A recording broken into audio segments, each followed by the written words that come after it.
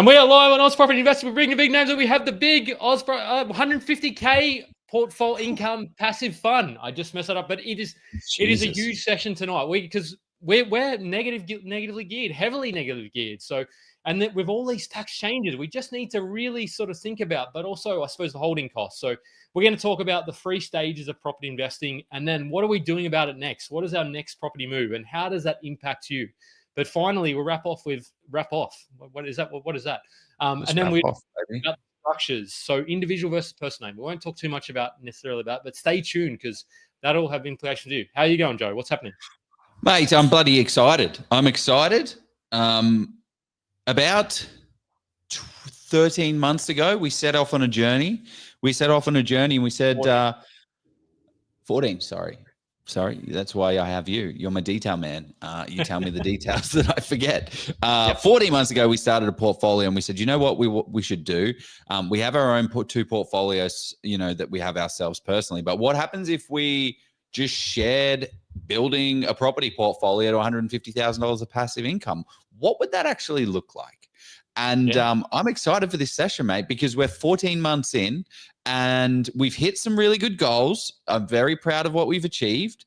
However, and this isn't news to us, but it is a thing that every investor is going to come into play, is that we've hit a very expensive threshold, right? Our property portfolio is very negatively geared, and you can't run negatively geared, for the next 50 years, costing you a shitload of money. The whole point is financial freedom. The whole point is $150,000 of passive income. Now, if we sat on this property portfolio, as we'll talk to in the numbers here, anyway, I'm rambling on. Jeff, how are you, mate? How you been? Look, you're what's going on? Back on the beverages for August, but no, that's so I'm really going really well. I love this sort of false spring that's happening to us now to some extent. It's the beginning because it's going to be cold the next couple of days, but no, it's fun to be back, and I'm not taking a break for a while now, so you'll have to sit through some so it's going to be fun, and I'm excited to go out to some live events because I've got that one. I'm going up in Sydney on Friday night. But we also have the Oz Property Insight. So excitingly, somebody who I networked with 7 or 8 years ago, not Joe. So I seen he's on the guest list. So how crazy is that? Like a networking group. So these are the kind of connections and relationships that you can build. So jump in. I'm kind of letting people know early, but get in there. We've already got tickets are limited, so I've got that there. What are you talking about, Jeff? What do we got? We got a live event, guys. This is our first ever live event. I don't want this whole thing to be a promotion thing about that, but you should definitely show up to that damn thing. But what you're talking about, Jeff, you're having a little property meetup with was it Ricky Chewy? So if anyone knows the meme king in Oz Property Investors, that is Ricky. So you can go ahead and meet those guys on Friday Arbor, I think. I did tell Ricky mention this because he's anyway. But no, so we have we also have, and I've dropped in the comments now. If you want to sort of get along to the September event, which is going to be Steve, you, and myself presenting, but also just a networking. So, but Joe, for those people who don't know us, we are the Oz Property. So you are, mate, an accomplished professional, 15 years. It's probably close to 20, but I don't want to age you too much. But you love your tech, you love your AI, but you are an active property investor. You've got your own multi-million-dollar portfolio, and you've done over 100. I think it's $130 million worth of deals now. So it grows every time you've done it through Property Principles. So, and you've created the blueprints for Level Up Property. So those people who don't know Joe, haven't seen him before, that's who he is. Check out Level Up Property. It's kind of like a buyer's No, I don't want to say you can replicate the buyer's agency. It's not about the business side it's more about the acquisition side, how to go out there and buy like a buyer's agent. But we also have Jef Miles, guys. The reason why we do introductions is because we introduce guests. So if it's just a solo session, we'll introduce us. So Jeff, you guys already know him. He's the co-founder of Oz Property Investors. What we're on right now, he's got his own multi-million-dollar property portfolio. He's got over 10 plus years in financial services. He's bought dozens of deals. He's worked as a broker. He's settled 20 million plus worth of deals, renovated, developed. He's really the financial expert when it comes to this kind of portfolio, and also a lot of other people's portfolio. So he runs successful brokerage called Step Up Loans. So if you want to check that out, go ahead and check that sucker out. And he is a big part of this Oz Property Investor $150,000 of passive income portfolio. Yeah. You like that? Yeah, it's good. I think each time next time we'll. So what I want to say, people, if you have questions about building that portfolio out and how we're sort of getting to that 150K and how to keep building that portfolio, because that's what this is about, getting you guys, getting as many people. Because I was thinking about this today, I was like, just doing this and seeing it and seeing many people do it. I want to know. I want to see people, as many people do this as possible. So for me, that's a big desire and a big fire, big passion.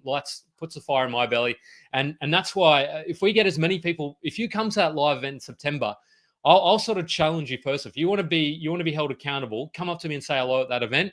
I'm setting myself up here, but anyway, Joe, tell us why this portfolio. Give us the nuts and bolts and the portfolio stages. And then we'll talk to what we're going to be doing next, the deal that we're going to be looking at.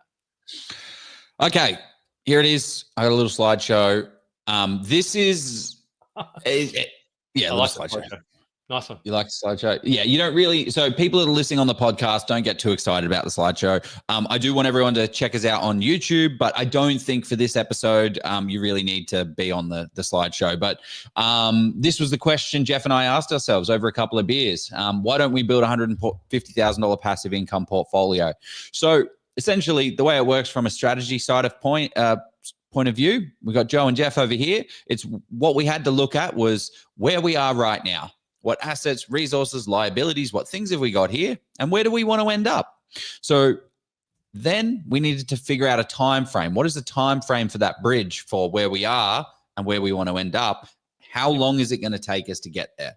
So we set an arbitrary number that worked for us, 10 years. So we want $150,000 of passive income in 10 years' time, so that we can have $150,000 of passive income in 10 years' time. Why the hell not? Now, the way it works is with property strategy is it doesn't have to be perfect, because in actual fact, this portfolio now in 10 years' time, and we'll chat through it, we will be on over $150,000 of passive income, right? So we've well and exceeded with 5 properties, already exceeded our ultimate goal.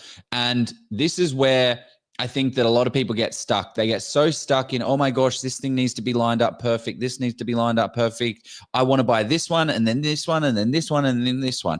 The way it works with property strategy is, what does this next property need to be to allow me to get into the next one? And then when you get to that next one, what does this next property need to be to allow me to get in the next one, which allows you to constantly refine and refresh your strategy. Can I just sort of take a step back there though? I would say I would go at least one property beyond the next one, depending on your income and how many properties you want to buy and how quickly you want to buy them.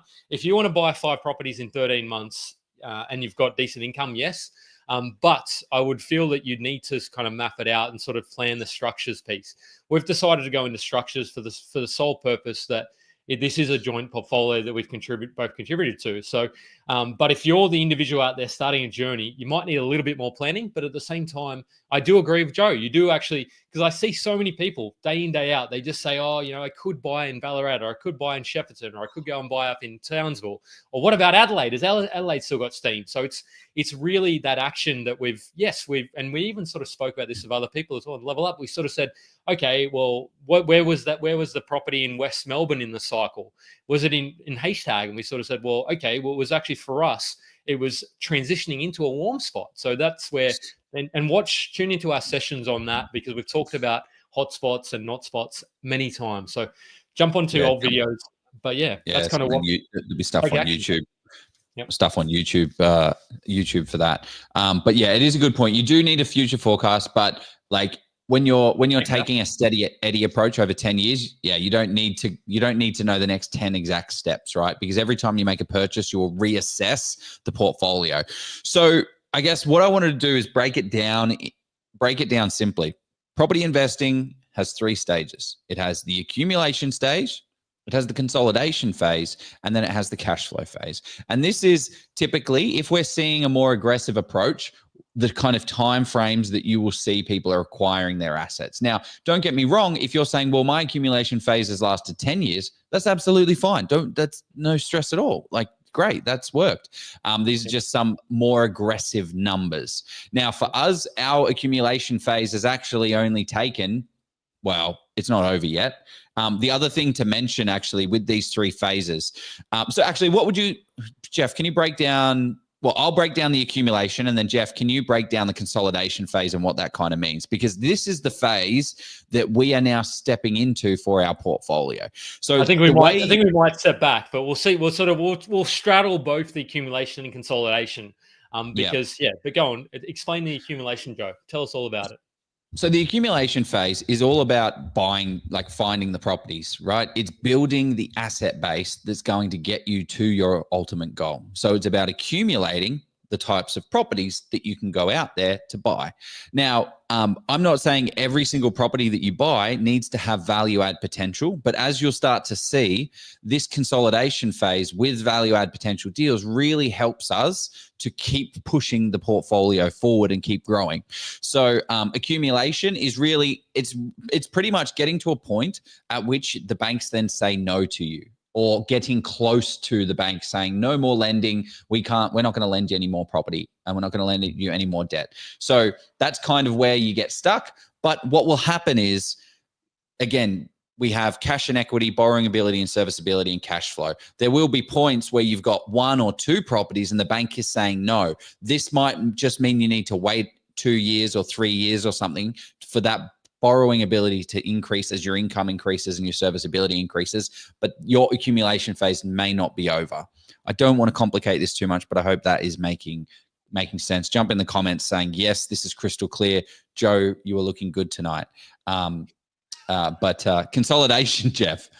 Well, I mean, yeah. So what I was going to say with that is, I think that's, I want to know what people's goals are as well. Like, because this is as much your community as it is ours. We built this community to help you out. So jump into the questions and comments. Like if you've got that curly thing that's then keep you up at night. But the consolidation stage is where somebody said yes. Ralph said yes. It is making sense. That's crystal clear. But we love to hear questions as well. So if it's not, even if you have a clarification, drop it in there. There's no silly questions. But the consolidation is where you start to think and say, take a step back and say, okay, look, I built this. The reason why you built the portfolio, I said, I want this passive income. I want to be able to have the cocktails. I want to be able to build the wells in a developing country. I want to spend more time. I'll be able to go to the kids' sporting events whenever I want to. I don't want to have to. So it's okay, great. There's that big sort of pot of gold in the rainbow at the end. And that's saying, okay, great. Right now, this portfolio is costing me whatever it is, $70,000, $80,000. Negatively per year, or even 50 if you hold a couple of properties. How do I then sort of start to reel that back in? Because yes, you've got negative gearing, but we don't know. So Ralph asked the question, what is the current value of the portfolio? We'll share that. Good question, Ralph. I love when people are engaged and asking these questions. But for me, I think it's about 4 million roughly at the moment, depending on valuations, but we'll share the numbers. So stay tuned.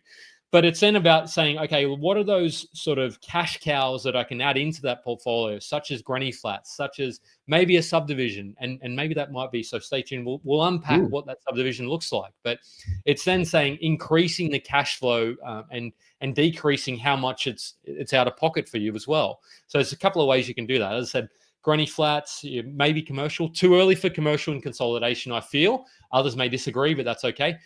Granny flats, subdivisions, all those sort unit blocks potentially as well, duplexes, all that sort of things that are typically higher yields, but may have higher costs. So, Joe. Yeah. I guess to kind of round out the consolidation piece. Essentially, the point of it is to get the debt down, because what's happening is you're acquiring property and you're going to be getting some debt down, and you're going to struggle with the cash flow side of things. So the consolidation phase is to get things that are going to create value so that you can then do it. Be that the subdivision, be it the granny flats, kind of like what Jef was saying. You're going to spend $200,000. The banks say no, you can't borrow to buy a property, but you can borrow $200,000 and put a granny flat on, which will help your cash flow situation and actually put you in a better position to be able to then buy your next property. So those are the types of consolidation strategies that we talk about. And then essentially we have the final phase, which is cash flow. And this doesn't have to be, again, these start to blur together. So we're about to we're going to talk to a deal that we're doing on one of our properties where we're adding value to it, which is a part of the consolidation phase, but it is also going to be a pinnacle piece to our cash flow little crown there. So again, little jewel in the property portfolio crown. I love the questions that are coming through. There's so much engagement, so keep them coming. We love them on YouTube because we just love to grow our audience, but also Oz Property. Joe, you haven't even at everyone yet, and the crowd is rolling. You've got 50 people, but I'll drop some questions. So when do you decide to sell down or redeploy or pay down debt when you're maxed out, is the question. And this has come in from Damien Held. I would say, Damien, if you're saying when you're maxed out, I'd optimally want to plan that prior with your broker team and your accountant. So have that conversation prior to, like, the next purchase. You're saying, okay, you want to strategize and say, if I go this one in the individual name, am I then sort of kneecapping myself to borrow if you want to keep borrowing more? If you're happy to sort of tap out and just sort of take a little bit of a break, maybe the individual may make sense. But optimally, if you want to plan that ahead of time for the next purchase, that is, and sort of have that really in mind. If you've already reached that stage and you haven't planned accordingly, and you want to keep going again, you can, something that we'll talk about at the Oz Property Insights event is sort of say, okay, maybe you sell a property that, yes, you're going to pay some capital gains tax, that's not going to grow, and then redistribute that out into structures. But that's an option though, Joe. How do you think about that? How do you decide to sell down either to redeploy the capital or pay down debt that when you've maxed out? It comes down to opportunity. Sorry? How fast you want to go as well, I think, because it comes down to opportunity cost. Yep. Like it comes down to the opportunity cost. Because if you're in this accumulation phase and you've got 3 or 4 properties that you're stacked out with, and let's just say you bought them in WA and you've made $400,000, you're gonna be able to maybe use a portion of that to go into the next deal. But if the bank says no, then you have a choice. I'm going to have to sell, and instead of having $400,000 worth of equity, I'm going to have to sell and have fees and tax, and I'm probably going to have $200,000 of cash. Can you do more with that $200,000 of cash than you can? So that is just a high-level snapshot. Really, I get this question asked a lot, and it just, like, there's no real easy answer. It's just dirty, annoying, boring numbers to crunch what you believe to be true in that market versus where the allocation of capital can be in the other market. My answer is, how fast do you want to go? Because if you want to go fast, you got to make the hard choice and make it happen. If you're happy to slow it down a bit, then maybe you can just hold and take some equity out and then consider, I'm not saying other asset classes, but we've got some questions, and then we'll throw into, for me, I want to confirm the building a portfolio won't stop cash flow for the family. How do you consider cash flow impact? Well, the deal crunch calculator is that one that can really, because you need to consider the deal. And you can do this for each of your property to sort of figure out how much it is costing you. Speak to your accountant as well, and then they'll tell you roughly how much it'll cost you after you get your tax back. So, yeah, I think that's an important consideration, because realistically, at 80%, 85%, most properties are going to cost you somewhere between 10 to 15 to 20K at where interest rates are at the moment. Maybe interest only a little bit less. But yeah, that's the kind of situation you need to consider. Like, what is most important to you? Yeah, exactly. It is like, what actually is the purpose of investing? The purpose of investing is to sacrifice, like, hard work now for easy life later. And those are the choices we've got with everything. Do I sit at my desk and eat KFC all day, or do I go out and do some exercise? So I don't know. KFC is probably not the best thing for me. I need to have some exercise. Investing is exactly the same. Hard choices now, easy choices later. Easy choices now, I don't want to say it, hard choices later. So you've got to, but you still can't balance it. You can't just invest every single dollar that you earn, because you've also got kids. You also want to invest in holidays, and you also want to invest in experiences and time. You can't get that stuff back. Every time I talk to a parent, they're like, oh my gosh, I wish I had those times back. So that's an investment in itself. So, it's a balance. Everything is a balance. Yeah, unfortunately, you can have anything, but not everything. So I feel we're answering a lot of questions, but I just love that engagement. And I've popped the deal crunch. Yeah, I know. It's good. It's going to be on a break. So let's just say we'll finish off on this question, and we'll go into some more of the content. Well, cash flow, as in passive income, eventually after consolidation selling down certain assets, whether that's a turn to sell residential to buy commercial like Steve did after. I would say that sometimes commercial, if you're not comfortable with commercial, maybe that's a unit block, like a 4-on-1 title, like our Geelong unit block show. Or maybe it's, look, as dirty word as it is to say, maybe like that's a share ETF kind of situation, which, yes, you don't get the leverage from. Gurov will be happy I mentioned that. But yeah, that's yeah, it doesn't have to be commercial. There's other options out there. But yeah, should we unpack the numbers, Joe, before we then go into the deal or what we'll be doing next? Yes. Let's do just that. But before I do, I just need to get my screen ready to rock. One thing that okay, so let's just take a step back because we're all a bit excited right now. What I want to do is break down the acquisitions that we've made so far so that everyone's up to date, because this is the first time listening to us or that you've followed us along the entire journey. 14 months ago, we made the decision to go out there and build a portfolio. So what we did is we are aggressive investors, and we have gone out there to purchase multiple properties. So number one was in Victoria. A wise woman once said, you can have everything you want in life, just not at the same time. Very true. Very true.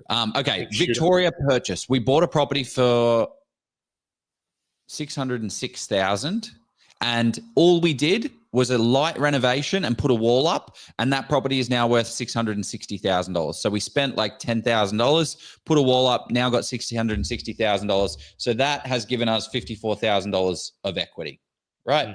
I think these are slightly out of kilter in terms of, but that's okay. Anyway. No, it's because they're in different trusts. So this is one thing about so we've got Trust 1, Trust 2, and Trust 3 because we're optimizing for land tax and situations like that. So Trust 1 matter in Victoria, by the way.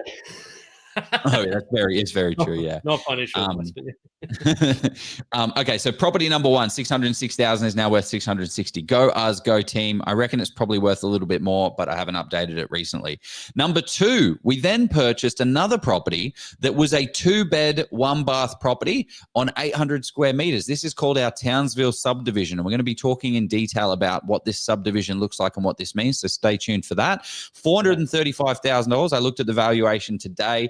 It is $540,000. So this property in the last 14 months has grown $105,000. According to the bank, at least, but yeah, I'd be the bank. No, I'd be caught. Yeah, I'm unfortunately getting some. Yeah, with some second and third tier, they're starting to pull back on those Townsville valuations. I think you could, which is disappointing. But anyway, that's where you could order multiple. But if you're stuck with one lender, but yeah, Townsville subdivision will be an interesting one. And the valuation, I reckon that could be even more, Joe, than 540. Even more. And then our third purchase was a Geelong block of units. So essentially the way that we thought about these blocks of units, it is $1,015,000. We negotiated $10,000 off the purchase price. So we got it $1,015,000. That property is now valued at $1.2 million. So we've made $185,000. The way to think about these things is, like, I know sometimes it's scary to invest $1 million, but essentially it's 4 units. So $1.2 million divided by 4, that means we have $300,000. So essentially we've just made 4 $300,000 acquisitions because they're units. The goal is to strata subdivide these. And this property right here is going to be an absolute money maker for us because we're going to individually strata title these. We're going to pay $40,000 in acquisition, in subdivision costs to individually strata title them and sell them instead. Have you checked that number, by the way, Joe? I think it could be 60 or 70, but anyway, whatever the number is, it's going to add lots of value. Yeah, it'll add. No, I checked it. We did the guy and got him out there, and he did all the things. Oh. So yeah, it's checked. You're now making me question. You're now making me question it. You're looking at it now. Oh, you're adjusting numbers. Yeah, zooming in. While you're adjusting numbers, somebody said, "Have you guys tapped into Super SMSF for this yet?" So just to be clear, this is a combined portfolio in various structures with joint ventures behind the scenes. So we don't. SMSF. No, not joint venturers. There's no other people. There's Joe and Joe and a joint venture. venture. Ah. But yeah, so the super, that wouldn't work for this arrangement because then I would have to form an SMSF with Joe. And I mean, I like Joe, but who knows where we're going to No, be. we wouldn't. No, we're not that. 30 We years. love each other, but we're not in love with each other, if that makes sense. No, but it's an interesting question though, because Joe, because I have money sitting there on my SMSF now, between the sort of family unit, we'd probably have Yep. 200 to 250. Now, I'm not saying whether you should or shouldn't go and speak to your financial planner and accountant, but it's Yeah. really something I've just like, do I need to be putting that money to better use? And the way I think about that, at least, is I'm like, in 5 or 10 years' time, I'll probably start to be considering that a little bit more heavily once I get into my early to mid 40s, because then I can see what that sort of landscape looks like a little bit clearer. People may disagree with that, but what do you think about that anyway? Well, the way I frame self-managed super funds is I'm a property investor and I'm very active and I like to do stuff and I hate sitting on my hands and I hate not being able to move. So when the bank tells me no, and I've got $200,000, $300,000, $400,000 sat in my SMSF, and I look at my returns over the past 10 years that I've gotten, and I'm like, hold on, I've got just $200,000 and you're giving me like a 3%, 4% return on my $200,000. For Okay, all let's those say people it's 5%. 8%. I reckon you get 8% easily. Well, not easily, but you could. Okay. Well, don't make me go off on a tangent here. But I think if I'm fast enough, I can bring up a calculator that talks to exactly this topic, right? So like, why do we have our money just sat there doing absolutely nothing? So let's do it. Okay, you've got me, Jeff. You've hooked me. Okay. We have $200,000. Right? We have $200,000 of initial capital, and we're going to go and invest this into the share market. We're going to invest this into the share market at a 7% return over 30 years. This is our self-managed super fund. So, sorry, Joe, but I'm going to say this information is purely for general information. This is not personal advice. Go and speak to your accountant, financial planner, particularly for this thing. But let's have a chat about it. Yes, this is not. Yeah, good point. Very good. Okay, so now what we're going to do as a comparison is use that $200,000 as a deposit, and we're going to go buy an asset that's worth $700,000. And instead of the average property growth has been 7.2 or 6.9% over the last 30 years, depending on who you ask. Let's run this at a 5% growth rate. Okay. Let's look at the difference of what happens if we go down option 1 or option A or option B. And it gets absolutely smoked. Like, this is what happens when your portfolio starts to grow. How much net equity do we have? The difference is $1.5 million over 30 years. So and yes, for those out there screaming at the screen, you can leverage in shares. Can you do it safely? Yeah. Maybe not as safe. I have not met many people who leverage shares. Like, I've met people that buy ETFs that are leveraged, which is great. You get a little bit extra bump. But anyway, look, it's $3 million in 30 years time. If you based on these numbers here, it would turn into $3 million asset. And then a $1.5 million. So your $1.5 million difference. This is why I think people are really considering self-managed super fund, because they're sitting on their hands. Anyway, I feel like we've gone off on a tangent and we haven't finished the acquisitions that we've purchased. We've got a lot of energy tonight. We usually have guests and they just kind of roll with it. So I feel like we're jumping around just a little bit, but I just want to round out where the portfolio is at right now. I'm keeping us on track. So thanks, Jeff. Good stuff, Joe. Keep it going. Okay. We bought our unit block. That is a 3. That's made us, however much it's made us, $185,000. We then bought a full renovation, which was a bloody nightmare and it was really annoying. But we wanted to buy in that market. There's no way you'll ever be able to buy a property in that market for $530,000 ever again. We did. We spent a lot of money on the renovation. We got the value to $645,000. So we have $115,000 worth of equity, but we did spend like $80,000-$90,000. So that's not really a massive chunk of cash, but we did it because it was a good property in a good location that we could buy at the right price and not overcapitalize on our renovation. And then the fifth one is our most recent purchase. This is a deal in Victoria. We paid $650,000 for this. This is a corner block. This is a corner block, yeah, $650,000. It's still valued at $650 because we just purchased it, so no equity just yet. But we are going to subdivide that because it had a pre-approval, an application for a 2-story house on it. We're not going to do that right now. Again, we're in the consolidation phase, but we don't need to build that portfolio just yet. So far, the property portfolio is $459,000 worth of equity up, and pretty cool. $920,000 worth of equity. We've got $183,000 worth of usable equity. It's at this point, you guys are saying, holy crap, Joe and Jef, this is a stupid portfolio. This has nothing to do with me. You guys have jumped ahead of the game. And like, I kind of hear you.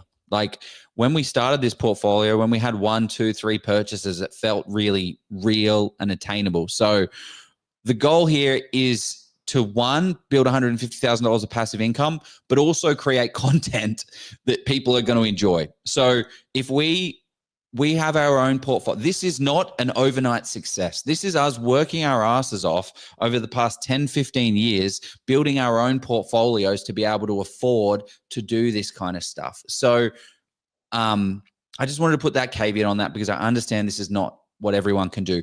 But what I want to show you is this: the 3 to 4 conversion that you can do if you go out there and do it correctly. The unit block that you can strata subdivide if you're smart enough and know how that works. If you do the thing, the Melbourne renovation that's made us $115,000, the subdivision that we're doing in Townsville, like all of these little things add up on value. But yeah, just know that. But also, it's not all sunshine and rainbows. Show us the negative cash flow, Joe. Oh, shit. No, I don't want to show you. Okay, let's go through the macro numbers. We have 5 acquisitions. The asset value is $3.7 million, almost. $500,000, $460,000 worth of equity, total equity gained, total value at cost, $100,000, total cash down, $650,000. So this is cash and equity. So $650,000 is not a small amount of money. Annual rent is $166,000. Our negative cash flow right now is $111,000 every like this year. Now, one point that I want to make is that this is not going to be the same every single year going forward into perpetuity. Our interest rates are on average 6.8. So if we drop this down, I'm going to drop this one to 3, which will then drop the the average. You're not going to get 3% interest rate. No. Okay, sorry. Just watch this average, because this will change the debt situation. So let's say we drop it down to 5.3%. That negative cash flow was $111,000. By losing 1 percentage point, it's now $80,000 negative. Again, very, very expensive and difficult to hold, but more realistic. So this is the challenge of when you acquire a lot of properties very fast in a portfolio in a market that has interest rates at 6%. So it's not all smooth sailings. Yes, I know I made it sound really good, because it is really good, but just know that it is negative. But what happens is if you buy this property, if you did this over 15 years, it would be a lot smoother from a negative cash point of view. Yeah. Right. So deals Jef and I bought. There's about 10 to 15 to 20K negative per property, which kind of, the reason why it's a little bit more with this one is because the unit block, the yield is pretty good on that. The gross yield is about 6%, but the debt is also higher as well. So, and Joe, all these are pretty much interest only, aren't they, as well? Somebody asked that question. So that's something to point out as well, because because I have this conversation, and I'm sure you do as well, day in, day out, interest only versus principal and interest. Because yes, the challenge that some investors may face is if after 5 years they can't roll over that interest only period. So then the challenge is you have to really be sort of de-risking that portfolio and saying, well, okay, if I can't get that, then that probably flips to, this is probably about 180K at principal and interest, maybe a little bit more, maybe it's like 200K. But look, I think for us, with our portfolio and our situation, we probably can roll them over pretty comfortably. So somebody said, what's the fix? Daniel, the fix is coming. All right. I mean, that sounds like funny to say. I wondered what that was. Yeah. Well, the fix is the solution to the thing. And let's not talk the solutions yet. How much equity and borrowing capacity are you sitting at? Well, Gurav, it's a good bloody borrowing capacity, you could say. Yeah, I don't. We haven't hit the peak yet. And Ralph had said, how many people can afford 150K per 100K per annum negative? I'd say probably 5 or 10% of the population, roughly. But at the I feel like that was more of a rhetorical question, which is an absolutely fair one that not a lot of people can. But if you bought these 5 properties over 10 years, it would be in a this would not be an issue. The negative cash, you would be I haven't run the numbers on it, but if you bought this over 10 years, 10 years ago, you bought property number 1 and property number 2, property number 3, it would be looking like you wouldn't be in this problem. The reason why it's so terrible for us is because we used a lot of cash and a lot of equity, and we've done it all incredibly fast, and that means there's a lot of debt, and debt is very expensive now, and it's not great. But even Joe, I would say somebody in a position who's only bought 1 to 2 properties in the last couple of years, they're still about between 30 and 40K negative. So it's not even for that person on the mum and dad starter portfolio. It's not all sunshine, rainbows, and lollipops when you first start off. But that's where I suppose what you can do, the levers you can pull after 5 years, after 10 years, you can start to then recast those loan terms, which means you're going to pay more interest over the life of the loan.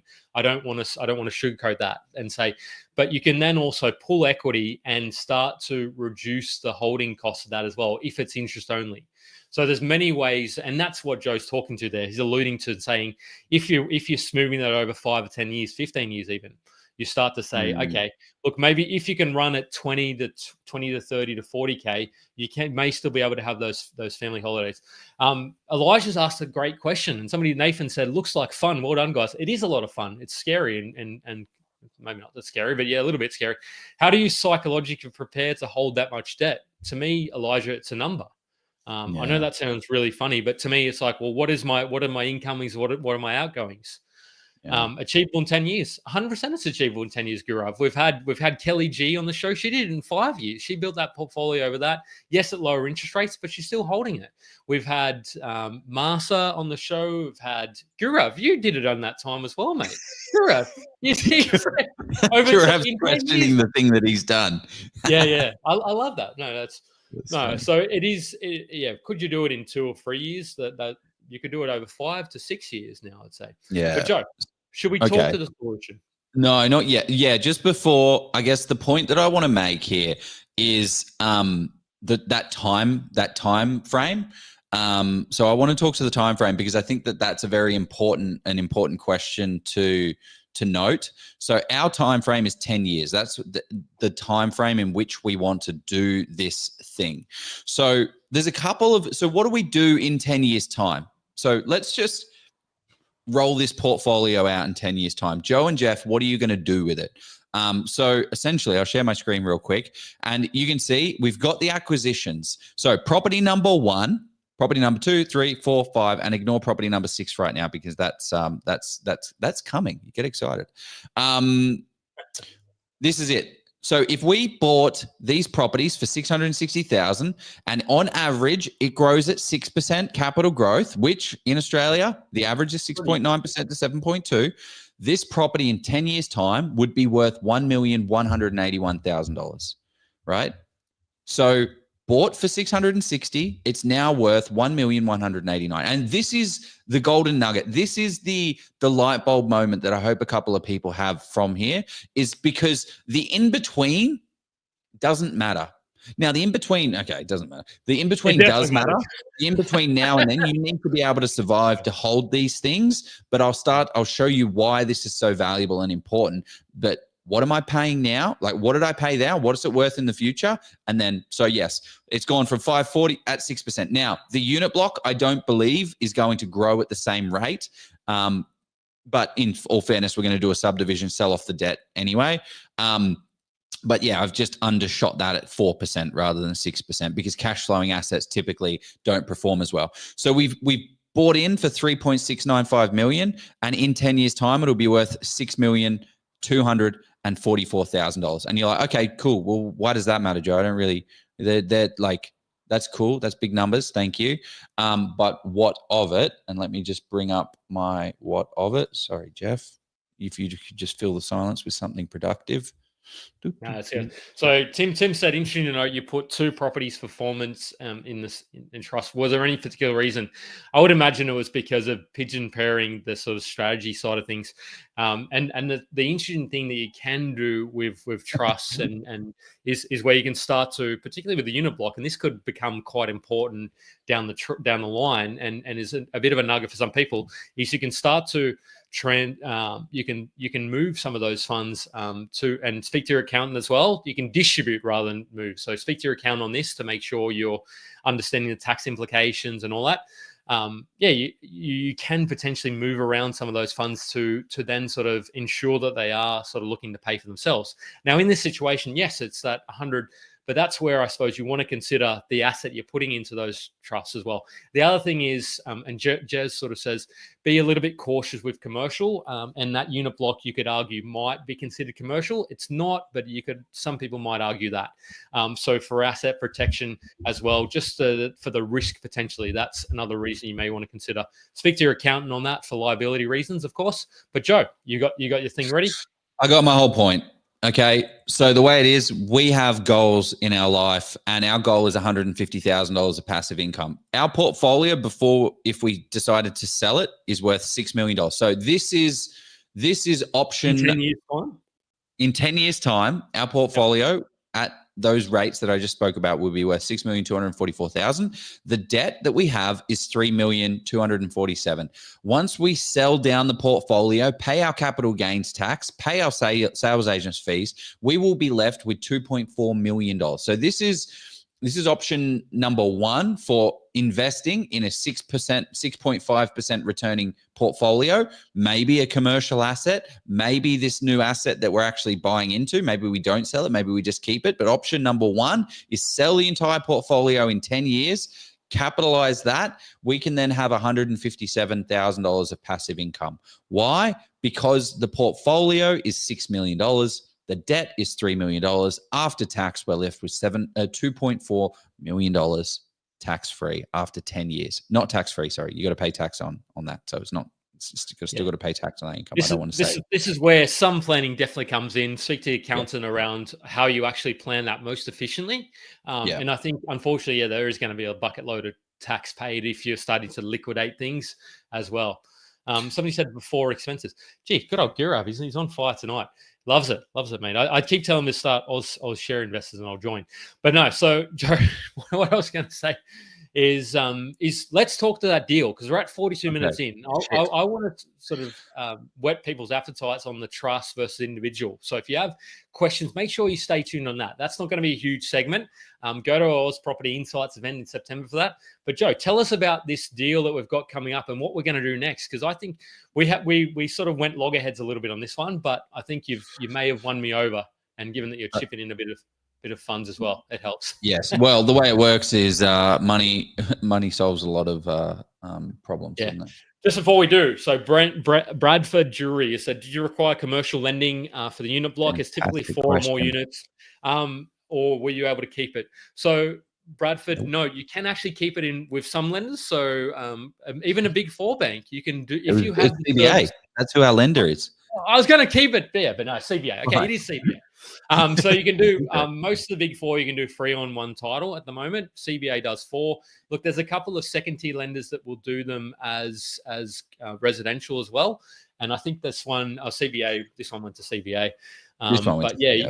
You just need to have the borrowing capacity side of it. If you don't have that, I've recently tried to look at this for somebody and they didn't quite have the borrowing capacity. You can go down, if you want to pay a higher rate, there are ways you can make it happen at a higher LVR. So with that way, you either have the borrowing capacity and you do it at a higher LVR, or if you want to do it retail, then you'd have to then sort of compromise on the interest rate as well, if you don't have the borrowing capacity, that is.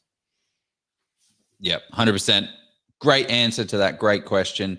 Let's jump to our first sponsor, and then we will go into how are we going to solve this problem of this negative cash flow.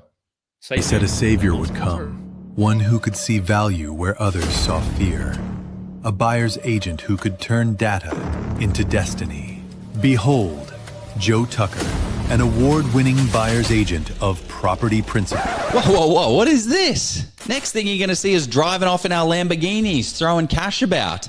You guys know Jef and I, we don't really like to roll that way, right? We've been running this group for 5 years. We've been sharing all the data, all the strategies, all the tools, all the tips, all of the tricks that work in today's market to secure the best deals. But here's the thing though, if you're putting a part-time effort into something, you're going to get to a part-time result. And that's no difference with property, right? If you're dropping $500,000 to $1 million on property, this whole she'll be right attitude gets pretty expensive. What is the hardest part about building a portfolio? It really just comes down to time, knowledge, and execution. So if you don't have the time, you don't know what the heck you're doing, and you're afraid you're going to mess it up, then don't do it. That's literally why I do what I do. Most people don't even realize this, but I'm actually a buyer's agent. I run Property Principal's buyer's agency, and we have helped hundreds of investors get the right properties in the right locations so that they can scale their portfolio to $150,000 of passive income or more. Because, why? Because we follow some core principles. We use a lot of data to pick the right locations. Think about it, the hot spots before there's ever heat. We get boots on the ground in every single location that we buy. And I have been there, checked it out, and approved the area.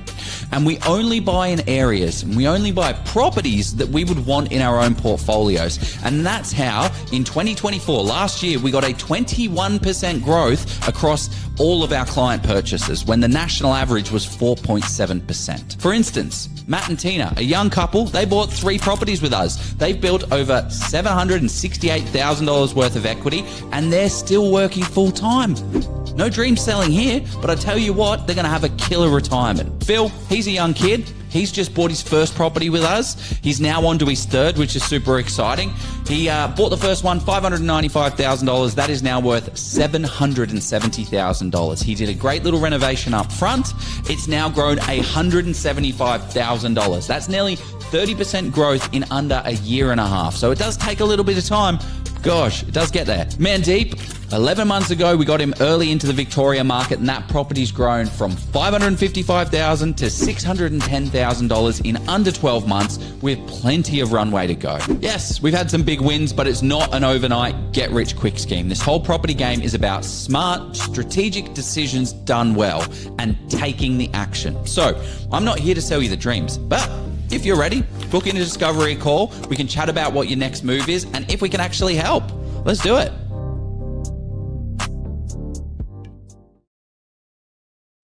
And we are back. That's how you build this this little sucker, Mr. Joe Tucker. Yeah, it's the funny, and that's the funny thing, because one of the things I don't talk about, like we're not talking about right now, is choosing the right properties in the right locations at the right time. Like this Townsville deal that we're going to talk to, it's grown $100,000 because we saw the opportunity in Townsville and we took advantage of it while we could. So it's not just these value add strategies that we're talking about. You still have to pick the right property. You still have to pick the right market. Like if we bought in a place that's got a boatload of housing commissions surrounding it, it's going to be a bit of a challenge to be able to keep scaling. And if we don't get that capital growth from the market, it's very challenging. So you do have to buy in the right market. These are like these supplement. Don't just go out there and say, oh my gosh, there's a great renovator here that I can turn from a 3-bed to a 4-bed. You need to do the research and find out, is this a market that actually makes sense to do the 3-bed into 4-bed? So that's why you don't see the Townsville one as a 3-bed to 4-bed conversion, because it's not the market for it. Or a 2 to 3. It probably, I don't know if logistically. Yeah. No, I don't. I tried in every which way with this damn floor plan because it is a 2. So, okay, what are we talking about? Property example.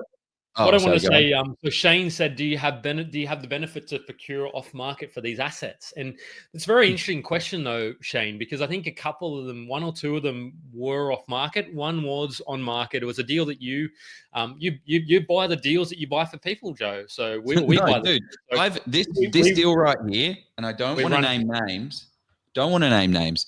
But I think all of the deals that we have in this portfolio are properties that I had presented to clients and that they rejected for whatever which reason.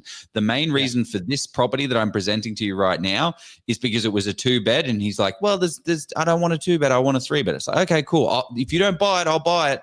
and this is, we bought it. So sorry. The interesting thing though, I heard today on a podcast that they were saying that there's, particularly in Melbourne, which is what, and if you're going to buy in Melbourne, I'm seeing this as well. Like a lot of properties are going off market. Like there's so much of that sort of, I think it's sort of increasing to sort of that 40-50%. But to Shane's question, I would be cautious. Well, I mean, I'm not saying every, but I'm saying that's what they quoted. So you could effectively buy that many deals off market if you wanted to. But what I would say, Shane, is just be very cautious of any deal you're presented off market. So understand the reasoning why it's being presented off market to you. Is it because the price, they're trying to snag a buyer at a higher price? Or is there actually value? Like, I don't necessarily think you're going to get that much of a discount buying off market. What you may get is access to a great asset that you can buy before then it goes to the open market, and then maybe it goes for an extra 30 to 40 to 50K more. That's all I would sort of say. If you're expecting a discount, look, maybe you might get really lucky. I reckon maybe 1 in 50, 1 in 100, you might get as an absolute, maybe even 1 in 500 as an absolute banger off market. But I just think that what that gives you is the opportunity to secure it before it goes, and it goes off like a frog in a sock. But tell us about the deal, Joe. What do you think about off markets before we do that? In terms of off markets, I have literally a phone filled with deals that are off markets, and I have this I still get heaps of them as well. One agent that I have in particular, like he literally just sends me all of his trash, and it's just like, I wonder how many people are actually buying this, because somebody's probably buying it. This property here that we purchased was on market. This property here was on market. That property was on market. This property was off market. Like it's probably it's a lot of sales spin. Like you'll hear buyers agents in the industry saying, we buy 78% of off markets. It doesn't mean it's a good deal. On market has good deals as well, because some vendors just want to sell on market. The way that you get a deal on market is by moving fast, acting quickly, and getting shit done.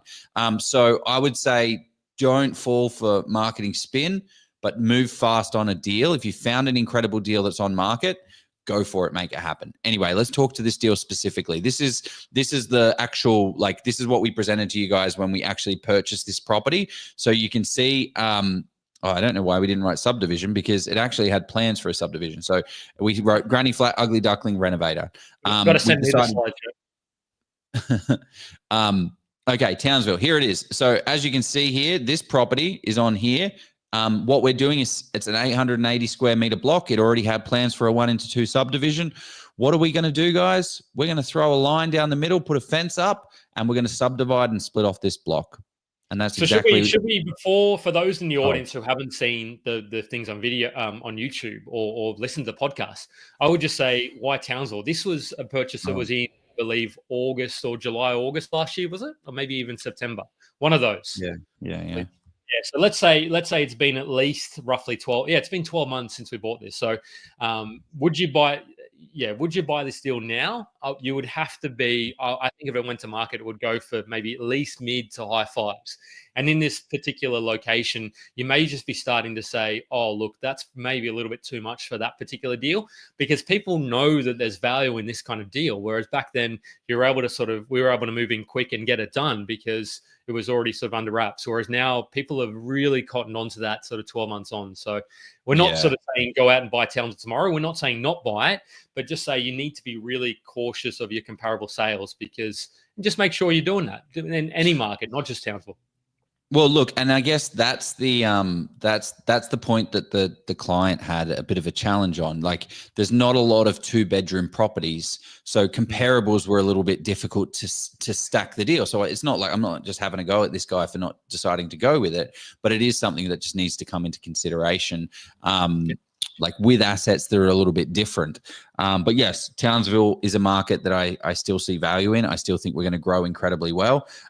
So let's go back to this. Let's go back to the slides.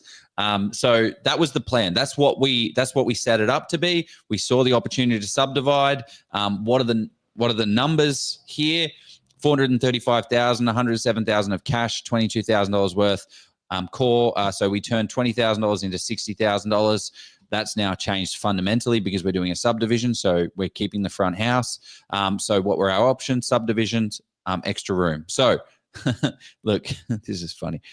Oh, Yeah. Okay. So our first was growth location to make $100,000 of equity. Check, done that already. Midterm, add a wall. That was actually the plan, but in reality, it didn't work out. We can't add a wall. It would take up too much of the living space. So we decided against that. Long-term, strata subdivision. I just meant subdivision. I didn't mean that. That's where we're at right now. So that's the spoiler alert, guys. We are going to subdivide. You are technically right, because you're strataing it in the sense that you're putting different sort of titles on each thing. Yeah. No, let's not pull up on a technicality. Strata subdivision and normal subdivision are different things. Yeah, you're trying to pull a technicality. So what have we done so far? Guys, we've subdivided this bad boy. Actually, another point for those that are not coming to, anyone in this group right now who wants to come to this event, throw a little fire emoji or throw your favorite emoji in the group. Who's coming or who wants to come to this this event? I released a bit of it in the newsletter today. If you're subscribed to the Oz Property newsletter, I dropped a nugget. We're going to be funding a couple of extra I think I said five 1 month HTAB subscriptions. So, really? And that's all paid for. Yeah. So that was in the newsletter. So make sure you jump on that today, because everybody gets entered into it. And obviously if Jeremy and Nazeli gets it, I might pass it on to the next person. But because Jeremy, these are things like Steve Lee's going to be there. If Steve gets drawn out of the list, I don't know whether come on, Bradford. We'll see you there, mate. Coming. Bring your friends, bring your family. I've got but yeah, drop. Definitely jump on Sunday, the 14th of September, 1 p.m. to 5 p.m. We're going to have dinner and drinks after, so you got to meet everyone. Why am I telling you this? Is the reason we're subdividing this lot is because I spoke with someone in the community. And they were like, Joe, are you taking advantage of this? Oh, we got Matty Brand here. Come on, Matty Brand. I can't wait to meet you, mate. Wow. Are we subdividing this? Are we subdividing this thing? Because there is an infrastructure charge discount. So in Townsville, they are really struggling with supply and demand. The reason why we bought the property in the first place. So the council is now incentivizing developers by saving $30,000+ on an infrastructure charge. So what that means is connecting all the the sewer, stormwater, and blah blah blah. The council charges you for all of that stuff. So that was because I saw a comment in this group and just searching around. They were talking about subdivision, and I reached out to the guy, and he's like, "Yeah, you need to take advantage of it." So that's exactly what we're doing. We're literally becoming people of this, we're doing the things at the group. So I mean, yeah. So what are we doing, Joe? Tell me the strategy, and I'll tell you the reason why we're going to be doing it, because the numbers really can stack up. But what is this drawing and diagram you got on the page for those podcasts? Okay, so this is what we're going to build. So what we're doing is we're doing a 1:2 subdivision. We're going to subdivide off this lot entirely. So right now we own this property and we own the land, and it's just going to be subdivided off on land. Now, actually, one very important point is in the lease of the existing tenant, when I re-signed their lease, I said, we said, I'm not going to increase your rent, but you're not going to have your backyard. Are you okay with that? Because we're going to subdivide it off. And they said, yes, that's absolutely fine. We don't want an extra $50 a week in rent. I want to be able to, afford that. So what that did is it's something that you need to think about when you're doing a subdivision on an existing lot with a house at the back. Yeah. Even something as simple as a granny flat, because it's going to be inconvenient, because I haven't constructed too many granny flats, full transparency. But for me, it's going to take at least that 2 to 4 weeks roughly to do a granny, maybe a little bit more, give or take. But maybe you could do a bit quicker. But yeah, there's going to be that inconvenience of that, and that person's losing their yard. So what compensation? And that's the thing you need to consider when you're doing these value add strategies. This person's still going to have a little bit of yard anyway, but for them, it's probably just maintenance anyway. Like on a 450 square meter, that's a lot of mowing. I don't know about you. You got to do the trees, just so many things. So yeah, they don't want to do it. No, I mean, I wouldn't. If it wasn't my property, I wouldn't be all that fussed about it either, to be very honest. So yeah, we're sort of, very true. Yeah. So what are the numbers? Because for me, so the rooming house, tell us the kind of logistics of the deal, Joe. Because for me, this is what's potentially you're showing us the actual spreadsheet now. Talk us through these numbers, because normally I get a little glazed over when we talk numbers on a podcast, but just for the purpose of this, let's do it. Yeah, this is the point. So we're at about an hour in. So just jump onto YouTube, anyone that's not, and then I'll show you the real numbers. So essentially, land purchase price $435,000, council application fee $2,800, survey and plan ceiling $8,500, legal and title registration $1,500. We then have our infrastructure charges. That's actually before incentive, so $30,000. That actually should be wiped. So I've messed that up. Calculation. This is including the council infrastructure charges. Okay. We then have Ergon Energy, and then any other preliminary costs like the design. So this here that I just showed you is a building design. This was like $3,000, and then there's another full proper next level building design that has all the details and stuff. That's another $5,000 on top of that. So that works out to be about $13,000. This turnkey construction for a 5-bedroom Class 1B rooming house is $570,000. Okay, $5,000 for site prep and clearing, driveway access 10, landscaping, fencing, blah blah blah blah blah, service connections, external certifiers, contingency of $30,000. Total division cost as total construction cost is $650,000. So we're $650 in plus our $58,000, and then we've got now the one thing to mention is. We are financing this 100%, this construction of this property through equity and the end sale value of the property. So we're getting a construction loan to be able to do this. What it's effectively called, though, Joe, is gross realized value. So you're effectively sort of banking on, I think, the valuation. Yeah, but that's for development. So like this is like constructing. I guess I'm pulling you up on a technicality, but it's as if construction and valuation, right? Sorry, yeah, similar. Go on. Okay, sorry. Let's just do this. So we are going to do this, but the construction is going to charge us in a staged fashion. So we're not going to cop $650,000 of interest straight up, but it will happen over time as the build progresses.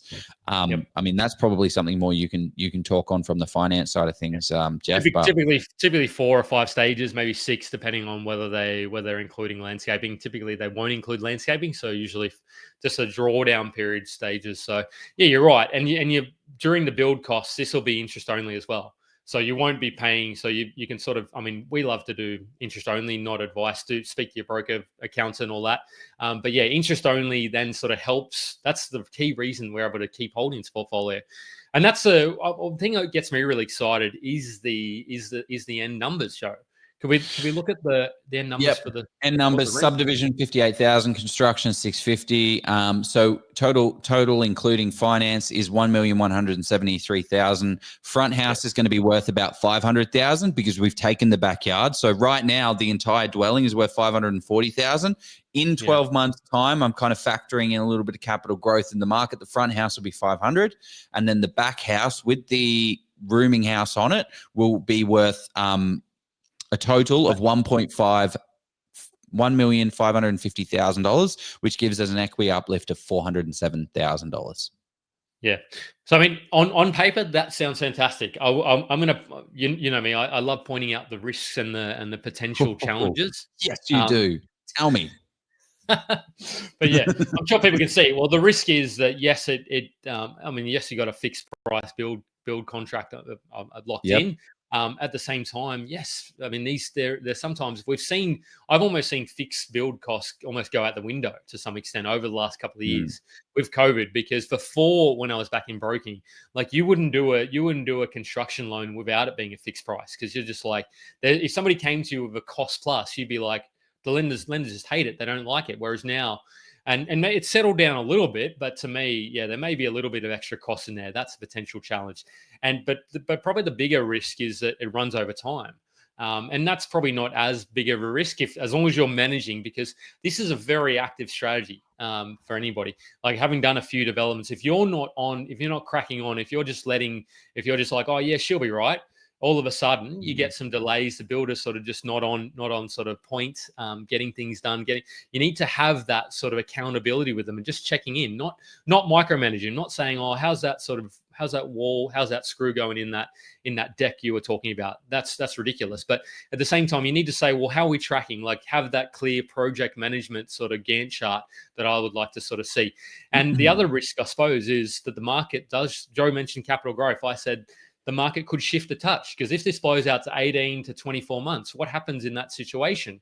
What happens to the valuation? Maybe the valuation sort of comes back a little bit, but that's where you build in that contingency as well. The other thing I'd like to say is just on the rental thing, because should we look at the actual spreadsheet on, have you factored in the full rental amount, Joe, for that cost? Not cost, for the let me just full bring that vacancy. up.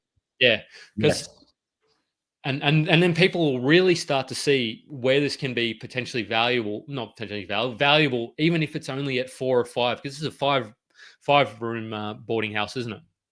Yeah, rooming house. Yeah. So essentially, what we're doing, actually, let me just bring up the design, as that'll point to it more. So this is what it looks like as a dwelling.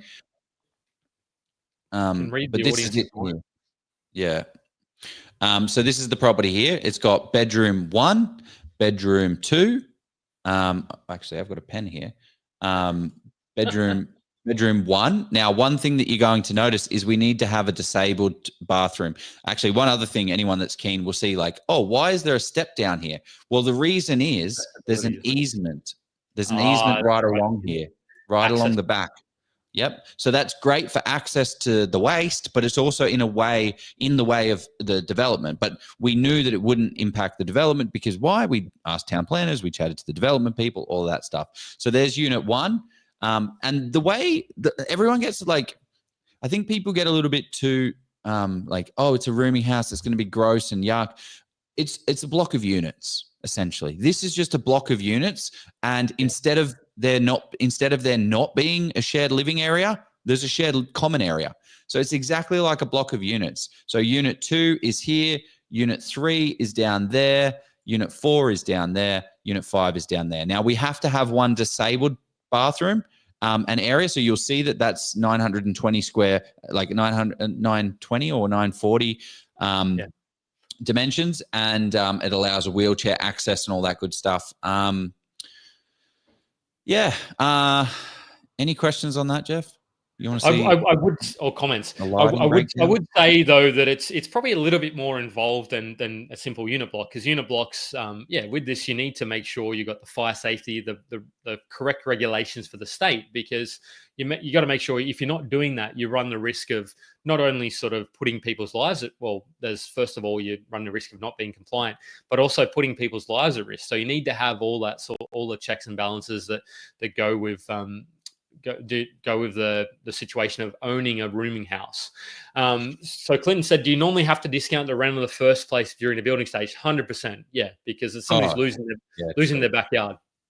Yeah. We had to, we discounted the rent, and we asked them to take their yard. So you do need to do a bit of both of those.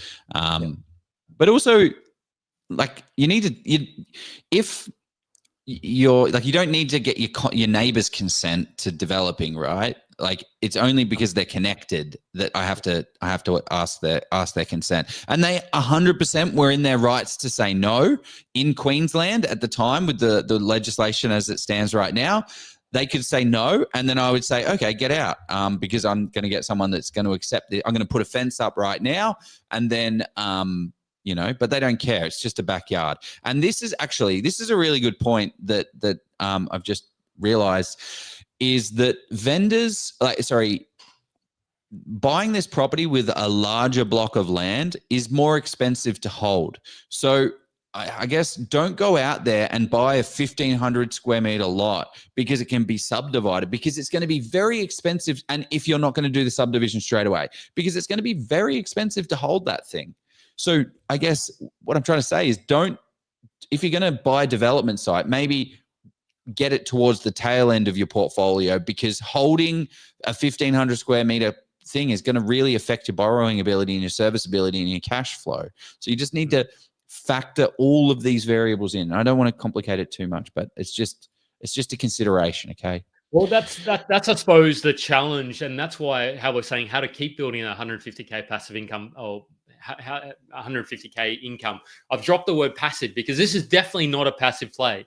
But at the same time, if you want to get to that stage where, because for most people, they are going to be trapped at that 3 to 4. And what you then need to consider is where you're going to get the cash to construct, because it's either coming from equity or your own cash. But what I would say for the average, not the average, we are average investors as well, Joe. I'd still say we're average. Maybe you say you're a little bit above average, but everybody says they're above average. So if 80% of people are above average, then who's above average? But what I was going to say is, instead of doing this in year 3 of the portfolio, I'm going to say we're year 3, we're year 2, whatever it is. 12 months between friends, 12 months is a long time. You'd sort of then start to plan this for year 7 or year 8 if you had a 15-year horizon.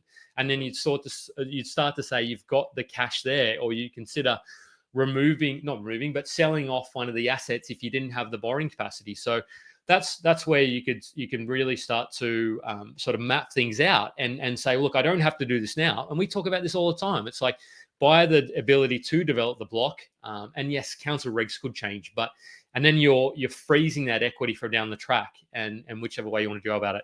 Luke's pointed out an interesting point. Neighbors will love 5 extra cars on the street. Isn't it? There's a driveway, isn't it, Joe? There's a separate, because this is the corner block as well. Did I give you so that? It's not even Yeah, on the street. How many cars does that driveway fit? Is that 3 or 4 cars? Hang on, let me just get the other. I was like, oh, no one's going to want the image of where the car parking space is. And here we go. Bloody Luke jumps in and says, I want the car parking space. Yes. So people are going to hate it. But also there's 4 car parks on the lot. So it's not the end of we're putting 4 car parks there. Why? Because legally we have to. So yeah, that's why we're doing it. Do we want to? Maybe not. What's the build time? And Elijah said, what's the build time, and why don't banks like a cost plus contract? So build time is around 18 months, isn't it, Joe? You said 12 months, but I'm saying 18 months. The builder said 6 months. Mate, 18 months. 12 every months. day. Yeah, I said 12 months and Jef says 18 months. Yeah. If you're having built, look, if everything goes according to plan, 9 to 12. Yeah, exactly. And why they don't like cost plus contract is because it's a risk, because it's an unknown. The builder can just say, oh, look, as per the contract, it's now going to cost you an extra 20,000. So banks really hate risk. So if you take anything away from, and that's probably why I became I worked for a lot of banks, because I was like, and that's why I'm probably risk, because it's straight in, it's been hammered into me. Joe, you got the photo of the driveway? Yeah, I just realized it's a photo of the bloody driveway. Like, it's really not that exciting image, but at least we do you want to just hit the share? I'll hit the share button there. Essentially we've got four car parking spaces loaded up there. And as you can see, it's actually pretty close to the existing dwelling, but it's 1,500 mil away from it. There's the 4 car spots. It's literally we've literally built this within an inch of its life. Building the square, it's 200, around about 200 meter square footprint. But yeah, we got 4 car parks. There's also a whole heap of car parking space. Like in Townsville, I don't know if anyone's been there. I've done a lot of boots on the ground there. A lot of the streets are quite wide. It's not like Sydney where everything's cram packed. There's always car spots out the front of people's houses. It's really not a massive deal. One thing I realized, we need to jump to our final sponsor, but I want to run through the financial, how much rent is this thing getting? What's the financials? How does the cash flow work? What does this kind of stuff look like? Throw your questions in as well, but also throw your questions in, because we only have 15 minutes left on individual and trust, just a little bit.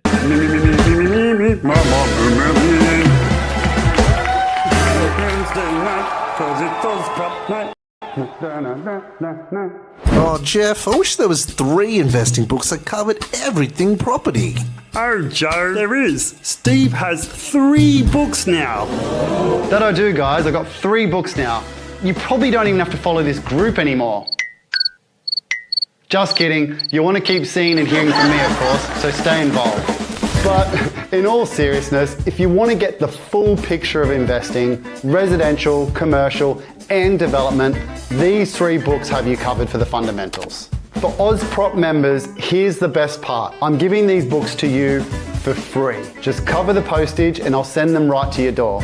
Go to policeyproperty.com or click the link below and get your copies today. You can also get all my spreadsheets, checklists, and resources free on my website. Happy reading, gang. And if you want to see Steve in person, apparently he's signing books or something. I saw Jef is, believe. Okay. I've just dropped a link to our first ever Oz Property Insights. It's going to be a huge event. I reckon we could fill out a huge room, and yeah, it's going to be fun. I'm concerned that they're not going to be able to keep us. There's going to be so much noise and partying. But Joe, tell us the numbers. What somebody saying you said what sort of rents you're predicting per room. Oh, that was one I was going to add. Jef McIntyre has asked, good name, Jeff. You spell it a little bit interestingly, not with J and a G. But he said land tax thresholds, is it critical to focus on this earlier or in the accumulation phase to increase the trust profit to then reborrow sooner? Would you prioritize, say, in a unit trust setup in this scenario to focus on scaling the portfolio faster at the initial stages? So, Jeff, I'm going to talk purely from lending. I'm not going to talk about from an accounting perspective or asset protection and all that. Look, banks they typically aren't a huge fan of unit trusts because it gets a little bit messy depending on how many people you're going to have. They're going to look, the typical setup is the corporate trustee, individual trustee. Banks don't like so much. But in terms of land tax, look, Queensland gets a threshold. My understanding, 300K. Victoria, not so much. New South Wales, no threshold land tax as well. So I would almost, would love to come, guys, but work commitments. Oh, Jets, take the day off. Take a day off. You've earned it. How much work do you do on a Sunday? And it's Sunday, by the way. You get it's the Lord's Day. It's the property day. The property. But Jet, is there a link to be going live? Look, Jet, take the day off. I'll shout you a ticket, mate. Well, I don't know how much you're earning in the day. But maybe not. I shouldn't say there's too many people, but no. So to answer your question, we'll actually unpack. But I want to know the numbers on the show. What does it look like for the rooming house? Christ, you got the beans today, mate. You're ready to rock. Okay, the way it works is got my little spreadsheet here. Effectively, these properties are going to rent $320 a week to $380 a week each one. The rental in Townsville is ridiculous. The vacancy rates are sub 2%. So we're expecting around 320 to 380, which works out to be $350. We're then averaged out to be $340 a week. So $340 a week times by 5 equals $1,700 a week, which equals times by 12, 20,000, what is it? Is that right? Have I done that right? I wasn't paying attention. Sorry. What is it? 1,700 or 88,000. So that equals 88,400. However, this is where people put their rose-colored glasses on and like, oh my gosh, rooming houses do have a large vacancy. So there is a constant churn of people. So we're putting in and factoring in a 10% vacancy. So instead of being $88,000, we're factoring in a $9,000 to $10,000 reduction in that. So that means gross rent is $79,000. Property management is expensive. It's at 20%. And then we've got some operating council rates and fees and things like that. So that is equaling $25,000. We then have our net cash flow after expenses. So this is if we have no debt, we get a positive cash flow of $53,000 after all debt is paid off. However, we're going to be running this sucker if we purchase it for $650,000 because we're building it for $570 plus the subdivision costs and blah, blah, blah. Essentially, we're running this thing at an 8.25% yield. So that is what we're buying. We're buying an 8.25% yielding property, and the end sale value is going to be about $1 million. A property just like this, have a look on recently sold rooming houses in Townsville, sold for, I think it was 1.1 or 1.2 in a nicer area than where we are. But a 5-bed rooming house sold for ridiculous numbers. If we can get 900 to 1, we're in a good stead. So we should then get positive cash flow, $53,000 after all is said and done from a cash flow standpoint. But straight out, like with debt, it's going to be neutral. It'll be positive cash flow out the gates. So it'll positively cash flow like $5,000 in year one. And as things start to scale down, it'll then be less and less and less throughout the years. Yeah. Yeah, the only comment I'd put a valuation at 950, just because if it then goes at, I do this all the time on calculators now. I just say, okay, look, if it works at a 4% yield, fantastic. If it doesn't, if you can get a 5 or 6% yield, fantastic. But I like to do, if things work on numbers, and if I'm comfortable with that result, and that's what like, name the number. Like, this is kind of the opposite of what Steve used to do, because Steve McKnight, that is, used to say, okay, like, name it, number it, and number it and numb it. But that was a negative outcome. Whereas this one, it's like, okay, put in like a scenario that's kind of a bit pessimistic, and if you're comfortable with that outcome, let's make the deal happen, I suppose. And it's within your tolerance, because so many people will sort of sit back and say, oh, it's a 4.1% yield, I want a 5%. But there's so much, but it ticks their equity or capital growth equation. So anyway, Joe.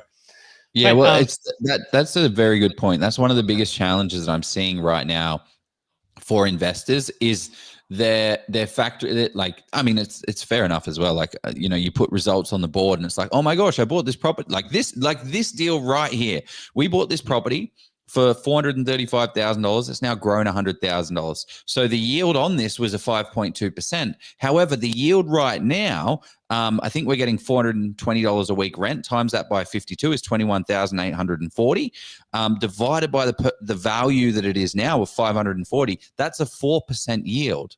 So you can't buy the past. You're buying in today's market.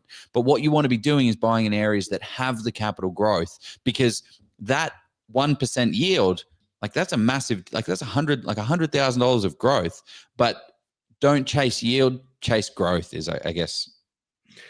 Or chase as much growth as you can stomach, because you can afford. I just want to, because it's not like the cost of things have gone up in reality, like, as in groceries have gone up, like going to like fuel has gone up. Like, I thought I was going to get a discount on my fuel today at $1.70, but went back up to $2. I was like, oh man, just when I think about filling up, that's the way it plays out. That's the reality though. There's costs there. So buy, as Joe keeps saying, buy the best deal based on at the best price based on your brief, best location based on your buyer brief. I think I didn't do too bad with that. I ad-libbed it. I think I improved it, some would say. But no, so throw your questions in, team, or you're quickly doing numbers. So, because we're going to wrap this up in about 5 or 10 roughly. So Joe will reveal the numbers as to what, I think you're revealing numbers. I hope you are. Well, what numbers do I need to, what numbers do I need to reveal? What it will do for the portfolio, that's the overall position once this is complete. And the other thing that we haven't mentioned too much, which I think rents may go up in some locations. Like, I think far north Queensland or regional Queensland, you might struggle a little bit with rents. They might start to sort of taper. But I think there's a little bit of rent catch up potentially in Victoria, depending on vacancy rates, of course. Traditionally, Victoria or Melbourne yields pretty poorly anyway. But rents in some areas have gone 15 to 20% the last, because some landlords are sold, and there's just been a little bit more demand for investors as well. So investment properties are there, but less demand, I suppose, for investors, which means less rental properties available. And because there's population still flowing into Melbourne, mostly international, but they've arrested that sort of slide of people going away from Melbourne. So people are starting to, I don't like the weather down there, but hey, if that's your vibe, then go for it. If you like the Melbourne coffee, then make it happen. So questions on any aspect of this team, because I also a ridiculous session. This is one of those sessions that I feel like you got to go, like, kind of just, we went really hard and really fast with a lot of information, a lot of stuff. Like, this is one of those ones you need to kind of like rewind and rewatch core points, because I think everyone's going to get different. Throw in the comments, like, what's your kind of golden nugget? What did you take away from this? Because I guess that's the ultimate point of this property portfolio, right? Is to show, like, to teach concepts and ideas and thoughts, and show you that, it's just Jef and Joe. Like, we're just normal dudes. Like, it's what is actually happening out there in reality. And I guess one of the points that I want to make is, like, guys, out of 5 of the properties that we've purchased, 4 of them are in Victoria. Like, where are we seeing the puck going? And also, these deals have already grown $50,000, $70,000, $115,000. Ridiculous. $185,000. Yeah.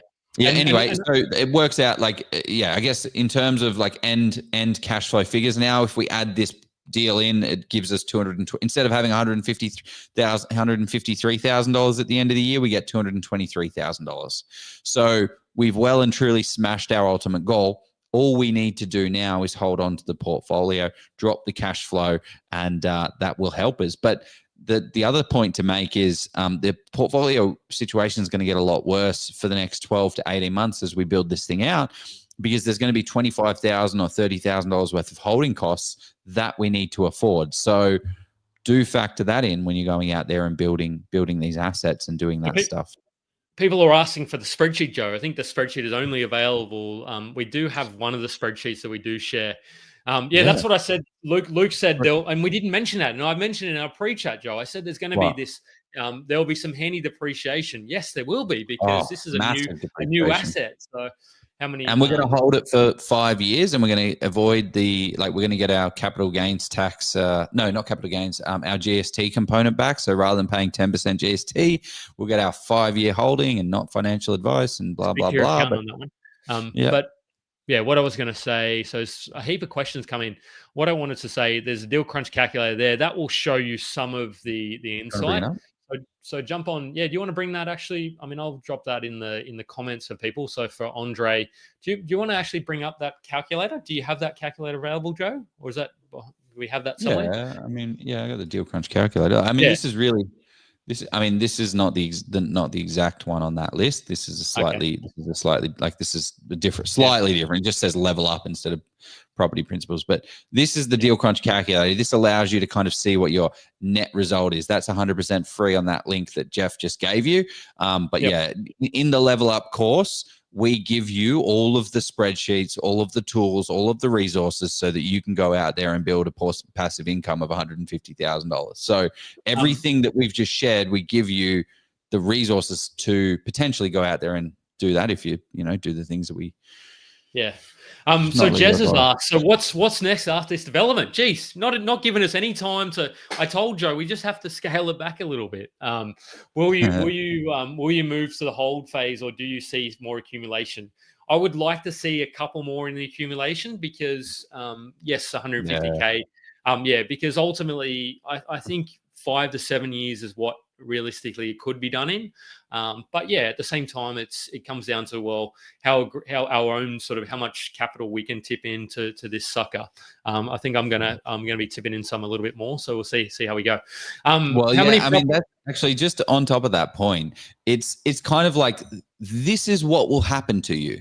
Okay, this, as any property investor that I know, I will do a property strategy plan with a first-time investor, and I'll be like, oh my gosh, look at this. Over 15 years, if we do this, and this, like we reverse engineer the property strategy, you can get there. You can get there if you buy 4 or 5 properties. Oh my gosh, this is amazing.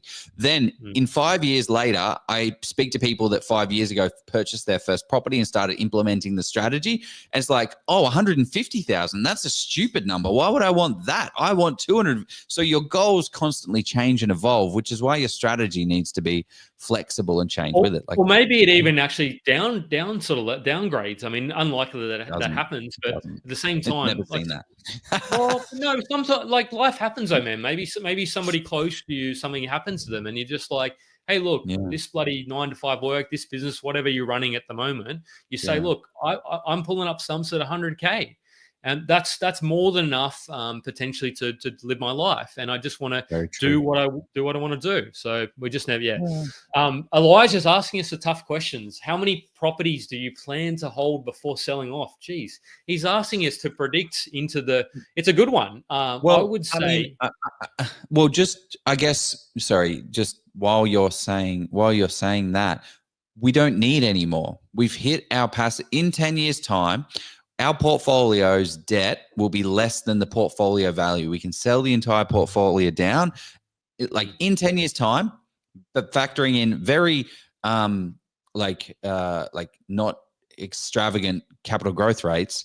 Our portfolio will be worth 7 mil. Our debt will be worth 3, and then we'll have $4 million. And after the tax and all of that, we'll have $3 million, and then we'll be living off $200,000 of passive income. So let's just stop now. Like, why we keep pushing it and stuff like that? But where will this portfolio end up? Man, I have no idea. Like we're just gonna keep pushing, keep going, and all we need. There's 3 core components that you need: cash and equity, borrowing ability and serviceability, and cash flow. And when we have all 3 of those, we just keep buying. So I don't have an answer. Sorry, Elijah. What would you do? Well, in this you can ask Joe that again in person. See if he gives you a different answer because Elijah's coming along. We're good filling. stuff, mate. Yeah. That's good. You think I'd like to meet he's you. originally he's in Canberra, I think so. Yeah, Oh, but no, turns out. I did promise we'd talk to the individual versus the trust. I think that's a huge conversation. So I may be speaking about that at or partially speaking about that at the session. So so Shane's even said seems to really help with development and planning knowledge to manufacture. Many of us would lack this insight early on in our journey. Shane, to be very frank, Great like yes, question. it does seem intimidating. I actually did a development probably about 6 or 7 years ago. Not probably, it was 2019. So I did that. This is even before Oz Property. This is even before Oz Property Investors was even sort of before we had that fateful beer that one night at the at close to where the Shangri-La Hotel is. Actually, it was at that. Yeah, I don't know the Irish pub or whatever it is, you know the one. But yeah, so Shane, I would say what you need then is you need an expert town planner and enough knowledge to be dangerous.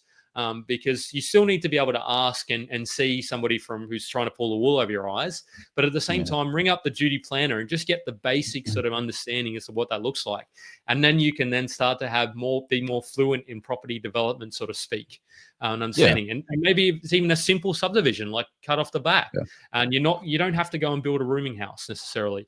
You can build a simple or a good buyer's agent. Well, yeah, that's it. I'm agnostic. But also ChatGPT. Hey, how does development work? Do deep research. I want you to simply explain the development process. I think we just broke it down pretty good. Like, I think we just broke it down pretty well, but it's got 800 squares. What's the minimum lot size? What are easements? Where are they? Like, it doesn't, like, me and Jeff, I don't know if this comes across, like, we're not the smartest people in the world. Like speak for yourself. I mean, okay. I'm speaking for myself.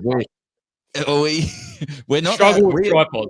We're smart boys, but we're not the super smartest boys. So I think that this is one of the things to mention is like you don't have to be the smartest, most switched on person to be an incredible property investor. Just ask lots of questions. Ask lots of questions. I would encourage you to do that. Of anybody you run into, come up and So somebody said. So James pointed out, is there a reason why no commercial properties at this stage? It's too early, James, because you need to then tip in a lot more cash into. Look, you might be able to get an 80% commercial lend. Which if you're buying $1 million, you can get a 700 commercial, which is you're looking at the best part of 2 to 250K for a deposit. So I would say, it's not rocket surgery, exactly, Luke. So I would say that Geelong sort of satisfies our commercial each for now. Yes, it's not net yield, so commercial may come in down the track. We'll see how it plays out. Just quickly, I wanted to say, can you touch on the use of trust a bit more? We'll do it briefly, and then we'll finish off. Unless somebody's should I ask an accountant about before? Okay, so actually, this is probably a good point, and I definitely can't speak financially on this. But what I typically see is property investors buy their first 1, 2, and 3. Number 3 is where the real questions start to get asked about trust. That's what I say number 2 these days because it comes down to what price you buy. If you're buying at 500 to 700, unless your income's like beyond the 200K household income, that's like it's all good. And you're buying properties for 350, 400 in Perth and up in sort of Logan and Townsville. Like if you can get those deals these days, then maybe. But go on, Joe. Sorry. I feel like you were making a pretty good point. What are you saying? Okay. Well, so what I'm saying is, typically I would, because the accountant, 100%, make sure they work hand in glove with your broker and whoever that broker is, because, and if the broker's not on board with what the accountant's saying, just ask them, get them in a room and get them to have that, and if you can, be in that room as well. even if it's a virtual room, to understand what's going on. Either if one person's not agreeing with the other, because the account will come at it from okay, I want to minimize tax, and you've got the negative gearing in the personal name, which you can't get in the it gets trapped in the trust. And then the broker's like, oh, no, go to trust because the borrowing capacity is going to exhaust. You want to build the portfolio. So there's that mixture there of that two conversations. So I agree with Joe. Number two, maybe the personal name, but you just want to really understand somebody who understands the lenders to go to as well, because not all lenders do trust, and different lenders think about trust differently as well. But also the accountant, you have to have an accountant on board who understands what letter they need to write, and not what letter they need to write, but what they need, what numbers they need to, what numbers you need to hit for them to be comfortable to provide you that letter to say that it can be brought off the table for lenders, because some accountants are really uncomfortable about writing, and I understand it because it is a little bit more involved. So hope that answers your question. I'm trying to think who it is, Anthony. So come to the session anyway, and we'll talk more on that. But Joe, is that your experience as well? Yep. Yeah. Mate, this has been a really good session. I enjoyed it. I really enjoyed this. I think that there's golden nuggets within there. If anyone, what are your golden nuggets? What are your takeaways? What are the things that you guys took away from this as value points, and how are you going to change your investing because of this? I hope that doesn't fundamentally change too much. I don't want to be changing lives too much, but would love to hear it. Any other kind of key points to note on, Jef, or should we wrap this bad boy up? It's a good time. I think there's some good questions that have popped in.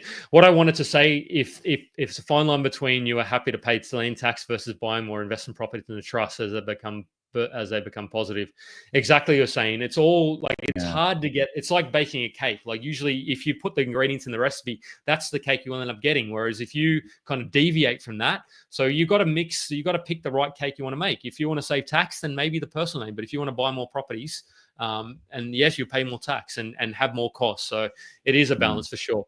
What I wanted to say, Joe, is if people want more getting on, how do people get more Joe in their lives anyway? Well, you want more me? Just jump on the bloody Facebook group, right? Jump on Level Up Property, and that's where we teach you all of this stuff. That's the kind of DIY where you guys can go out there and do it yourself. And then if you want me to do it, then I do it as the buyer's agency at Property Principles Buyer's Agency. That's really it.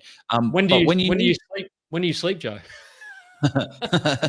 Yeah, well, yeah, that doesn't happen.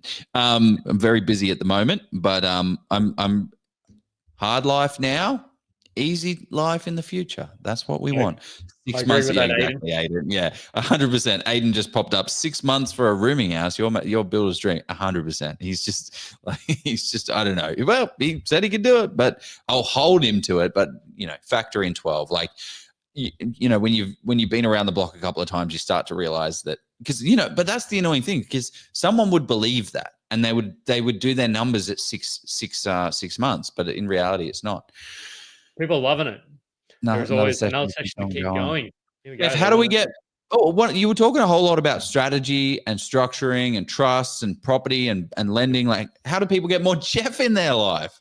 Oh, I'm pretty busy at the moment, but look, if you're I love helping property investors. Actually, if you've made it this far into the session, you're allowed to reach out to Jeff about property and lending. But how does it work?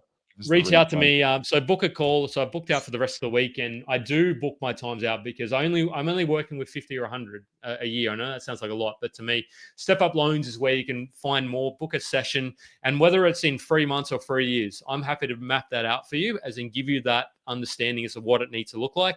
I've got the accountants, I've got all those people on my team to help out as well. So when I say on the team, they don't work for Step Up, but for me, these are people that have helped me build my portfolios. So yeah, love that chat. But yeah, if it takes a week or so, if it's urgent, if you can sort of, I'd love to help people and take the time to really get them to where their goals are.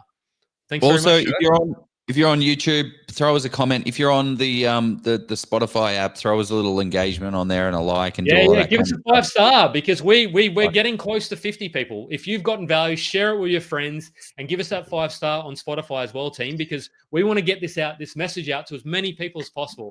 I'm pumped. We have 83,000 people in the group and 50 on Spotify. It's embarrassing, guys.